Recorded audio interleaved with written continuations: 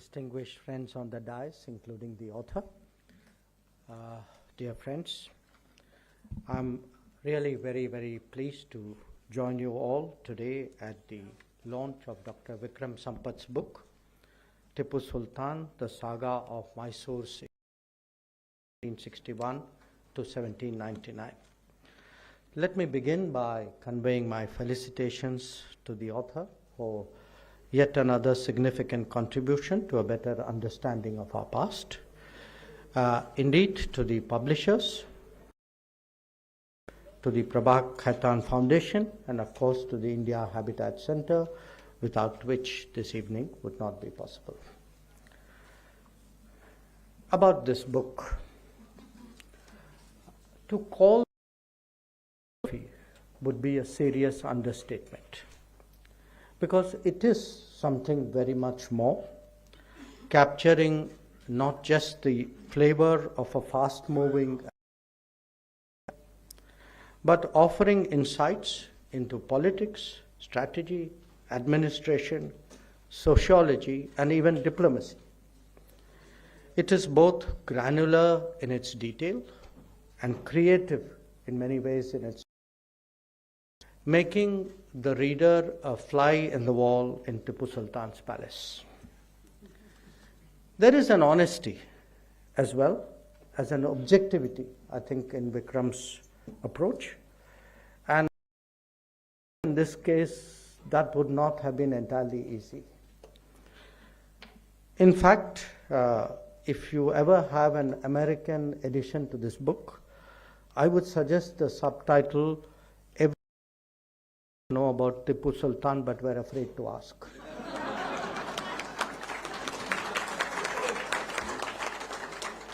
Now, Tipu Sultan, by any standards, is a complex figure in our history.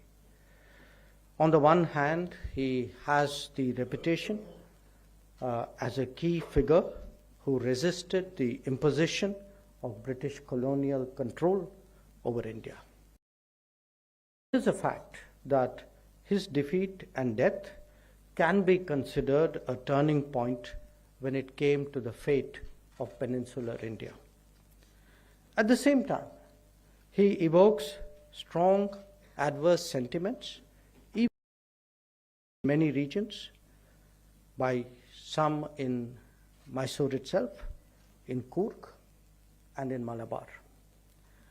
Contemporary history writing, certainly at the national level, has focused largely on aspect, underplaying, if not neglecting, the latter. And let's be honest, this was not an accident. Now, history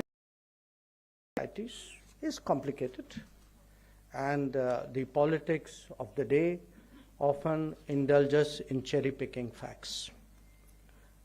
To a considerable extent, that has happened in the case by highlighting the Tipu English binary to the exclusion of a more complicated reality.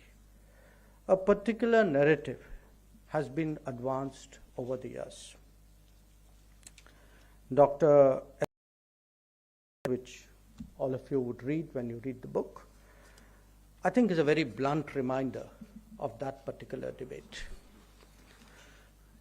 This book, therefore, has value because what it does is it not only presents facts about Tipu Sultan for the reader to make his or her own judgment, but it also, this is very important, it also brings out the context in all its intricacy. In that process, I can see that Vikram would have had many challenges of orthodoxy to overcome, and are not specific to the treatment of Tipu Sultan. How much of our past has been airbrushed, how awkward issues have been glossed over, how facts are tailored for regime convenience, the basic questions which confront us all today. As a product myself of an institution that was at the center of these politically driven endeavors, I can well appreciate the need to present an accurate representation of history. In the last decade, the changes in our political dispensation have the emergence of alternative perspectives and balanced accounts. We are no longer prisoners of a vote bank, nor is it politically incorrect to bring out inconvenient truths. Obviously, there are many more subjects on which the same degree of objectivity is needed. So how exactly we characterize Tipu Sultan? That is the conundrum that this work addresses.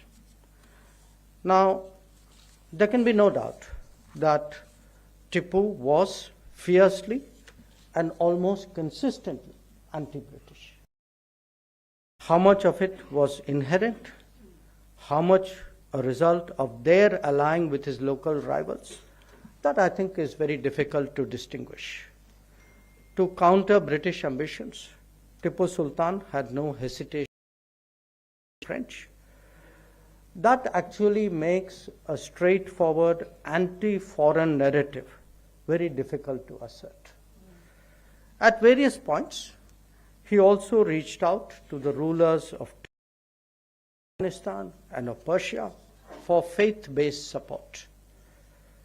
Perhaps the truth is that the sense of nationhood that all of us have now was simply not there then. When identities and awareness are so different at that time, force-fitting them into a contemporary construct seems more than a little challengeable. It could well be asked whether Tipu was anti-foreigner per se, or confronting those who were an impediment to his aggrandizement. Now, more touching are related issues pertaining to Tipu's own treatment of his own people and those of neighboring kingdoms.